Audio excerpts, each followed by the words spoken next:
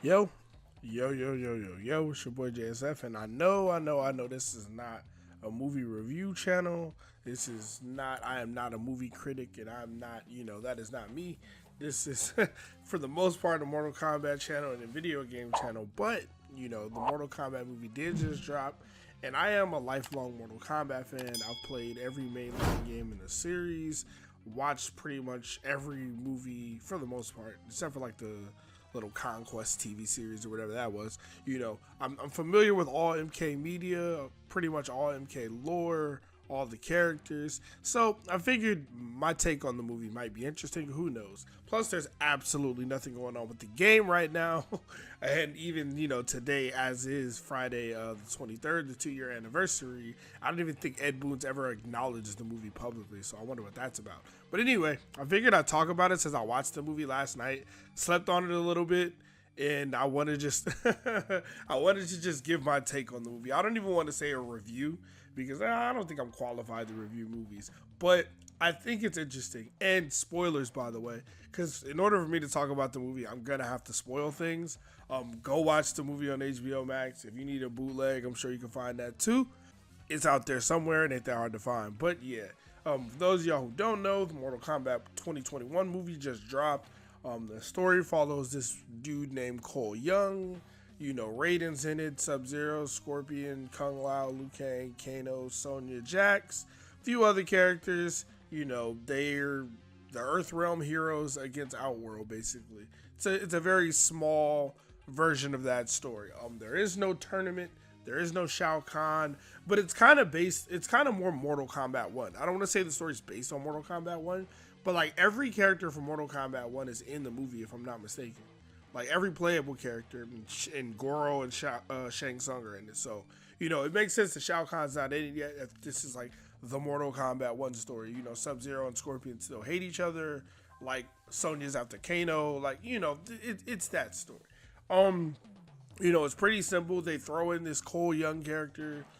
I don't know why. Nobody knows why. But they do it.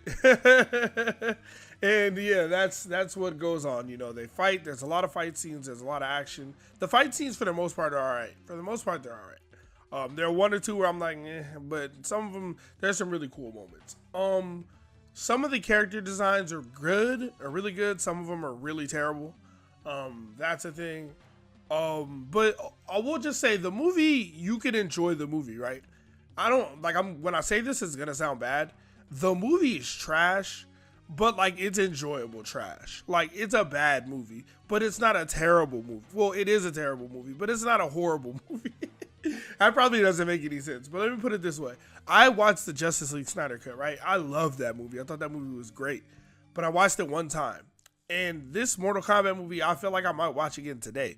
And I think this movie is very trash. But like some of the things are like so stupid to me that I just laugh at them.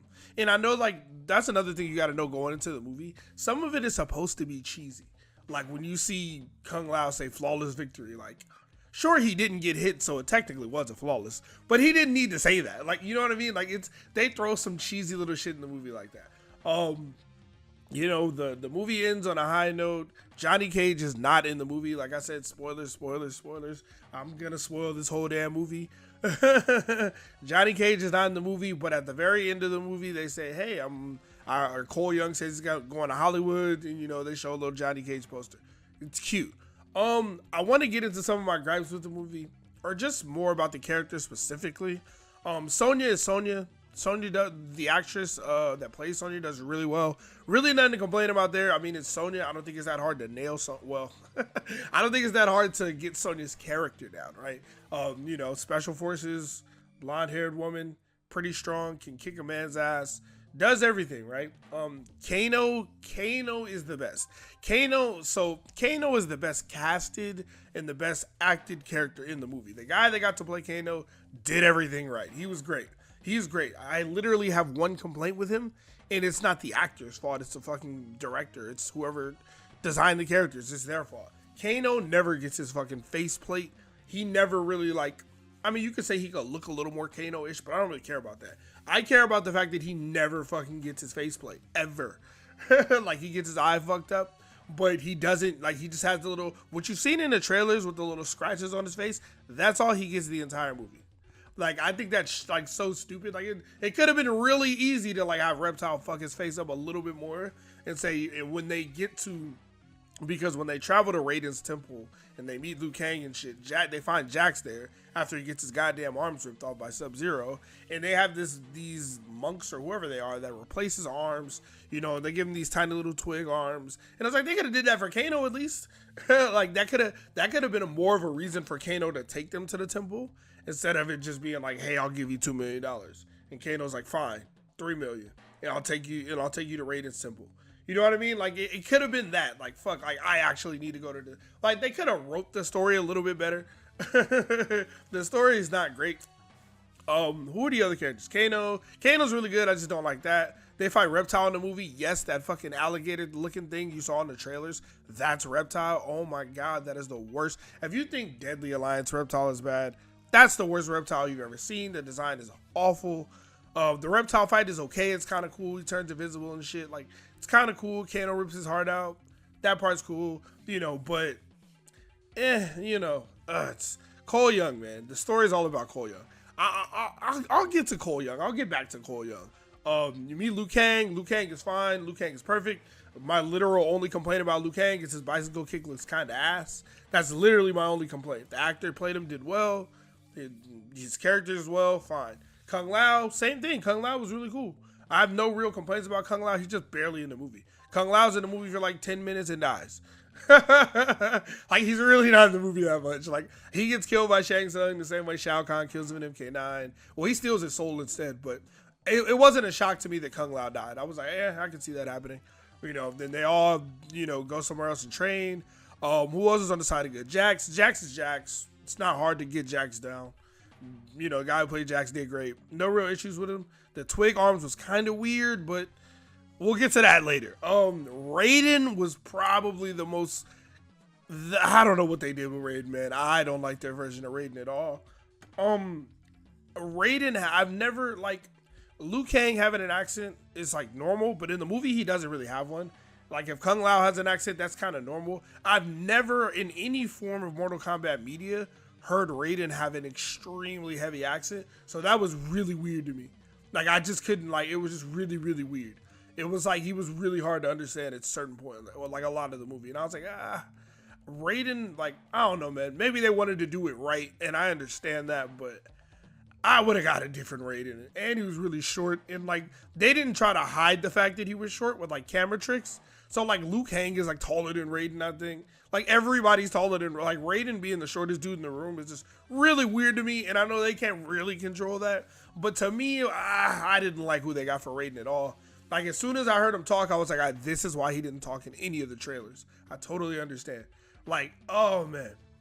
Anyway, the movie starts, obviously, the first 7 minutes is Scorpion versus Sub-Zero in the past, when they're both alive, and Sub-Zero kills his family and all that good stuff. That scene's really cool. The guy playing Scorpion, he does great, does phenomenal, but he's not in the movie. Like, Scorpion's in the first 7-8 minutes of the movie, then he shows up for the last 10 minutes of the movie. That's it. Like, the whole story is about Cole Young. Cole Young is, like, apparently a descendant of Scorpion, and that's why he has the symbol and all this other bullshit. It's just like, man, Cole Young should have just been Johnny Cage, man. And Johnny Cage doesn't have to be a descendant of Scorpion. He's a descendant of, like, gods in, like, the actual MK lore. So they could have, like, honestly, instead of him being a cage fighter, he could have just been an act. Like, it seems like Cole Young's story is a tweaked version of Johnny Cage's story. Like, that's what it seems like to me. And I guess they didn't want, like, I don't know. I think I don't know if this is true or not, but I think I heard the director say a couple of weeks or months ago that they didn't want to have, like, a white savior, like, white hero in a Mortal Kombat movie, because the movie is about majority Asian characters in Asian mythology, right? Which is Mortal Kombat, as it should be. But I thought that was a weird reason to take Johnny Cage out of the movie. Like, because Johnny Cage isn't the hero of Mortal Kombat. He's a sidekick. From day one, John Tobias designed him to not be a hero. He was a sidekick. And Liu Kang's the hero of Mortal Kombat. And that's the funny part. In this movie, Liu Kang is not the hero. Liu Kang isn't the hero. Like, Liu Kang doesn't do... Like, Liu Kang fights, but he beats Cabal. And Cabal's design was cool, but his accent, he sounded like he was from Brooklyn or something. He had to me, I'm not from New York, but he sounded like he had a New York accent, pretty heavy. Yeah, he sounded like a Grand Theft Auto 3 character. But his fight scenes super cool, his speed super cool, all that good stuff. Some of the characters they really nailed design wise. Some of them they really screwed up design wise. I know a lot of people were worried about Melina and Melina's teeth and all that. In the movie, at one point, like she actually does the full Tarkatan jaw. Like she has MK9 Melina teeth. When she like, I don't know, I guess she has to go like berserk or something, and she like freaks out, and then like when she's really ready to fight, and then you see her teeth grow more and her jaw completely unhinged. And I was like, okay, so they did do it. They actually put it in the movie. My problem is she dies 2 seconds later. And it's like, damn, like, can I see her bite somebody with it? Like, can she do something? Like, I feel like this movie was very, I don't know. It seems like it was rushed, which doesn't make any sense at all. Because the movie was, like, being developed for, like, 7-8 years or something. But when I watch the movie, it feels like some things just happen like that. And I'm like, oh, okay. The another big plot point in the movie is this arcana, whatever this shit is. Basically, if you have a dragon symbol on you, you can unlock a hidden power that you have in you or something. And this is how they explain everybody getting their abilities. Like, this is how they explain how Liu Kang can make fire with his hands, how Kano can shoot a laser from his eye, is this new arcana power shit. I would say it's bullshit, but they do this in the games all the time with MKX and now the Jinsei and all this shit. And we never heard about that before. We never hear about it again. Like now Chronica has been the person doing everything in MK11. Like they always do bullshit like this in the games. So I can't be mad at the movie for doing it. It was kind of cool. It kind of made sense of everybody's powers. Like I said, when they give Jax his arms, he gets these little weak twig-sized metal arms, but when he unlocks his power, because he has a symbol, when he unlocks his power, he gets the real big buff arms, and it's like, okay. And Sonya gets hers when she kills Kano, because Sonya doesn't have one. If you kill somebody who has one, you get one. So then she can shoot the energy rings. Cole Young manifests a Under Armour t-shirt. Like, I don't when Cole Young manifests, like when he gets his power, he gets like this long sleeve yellowish Under Armour type shirt and some Tomfa, and he kills Goro with it. Cole Young kills Goro by himself, dolo. Like, I have, like, some of the things in this movie, I'm like, fam, really? Cole Young killed Goro by himself? Didn't Goro kill the Great Kung Lao? And the Great Kung Lao is referenced in the movie, but they don't say how he dies, but he's referenced in the movie a couple of times. So, like, I think there's a picture of him fighting Goro. So you're telling me Cole Young is better than the Great, like, come on, man. Come on, man. They show a little Nightwolf Easter egg, too. That was cute. There's a few little Easter eggs, like Eddie Tobias. Like, they did throw a few little Easter eggs, and it's cool. Overall, I think the movie's fun. I'm long-winded, so I'll talk a lot. I think the movie's fun. It has its interesting moments, but it's not a great movie. If you're going in and expecting to see a good movie, you're gonna be disappointed. But if you just love Mortal Kombat and want to see what they did, you'll probably enjoy it. I think I'm gonna watch it again, but I know it's trash. The movie's trash. It just is, man. But it's not. I won't say it's not entertaining. I wasn't like, is this over yet? Like looking at the time on my phone as I was watching it, I was pretty intrigued. There ain't really any swerves, like Kano being Kano, like Kano being a bad guy, then helping them, then turning on them. Like, it's Kano. We knew that was coming. Cabal and Kano actually have some dialogue, so that was cool. Because when I first saw Cabal in Outworld, I was like, huh? Oh, Sub-Zero. Sub-Zero's design is really, really cool. Him and Scorpion have their fight. All the shit you've seen from the trailers at the very end of the movie. The Get Over Here. They redid it. They redid the Get Over Here for the movie. It's actually really good. When the redone Get Over Here for the movie sounds amazing. It sounds like maybe it's a mashup between Ed Boon and I think Sonata, the guy who plays Scorpion. But yeah, it's really, really good. Cole Young is like Scorpion's great grandson or some bullshit. I don't know, man. I don't really care for the character. I hope he never gets put in a Mortal Kombat game. He's not interesting at all. I mean, the actor who played Cole Young did great. It's not about the actor. It's just a character. Like, there's no real reason to put him in the movie. Like, it could have literally just been Johnny Cage. Like, and then we would have just got more personality. Instead, Kano was all the personality in the movie, other than like a Kung Lao Joker 2. and he dies after 10 minutes. So yeah, man, you know, the Outworld forces Shang Tsung. You know, Shang Tsung was cool, but he was kind of just villain, man. Didn't really do or say too much. I think they kind of tried to jam too many characters into this movie while still trying to tell the story of Cole fucking Young.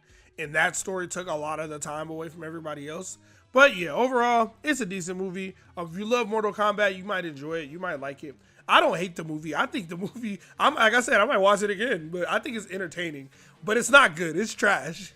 Some of the character designs are super trash. Some of them are good. Like Cabal's design is good. Reiko's design is fucking awful.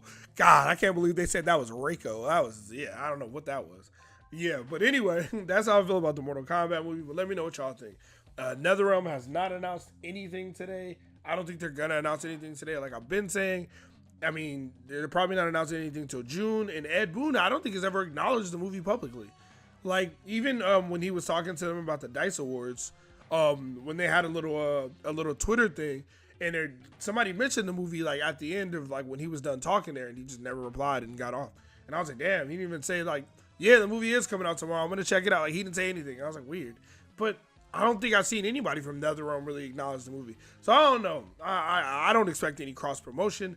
Like I said, I don't expect any patches for the game or anything. But hey, check the movie out. It's out HBO Max or bootleg it. But I think everybody should watch it. And then yeah, man. Other than that, y'all stay safe and have a good one. Subscribe if you enjoy the content. JSF. I'm outie. Peace.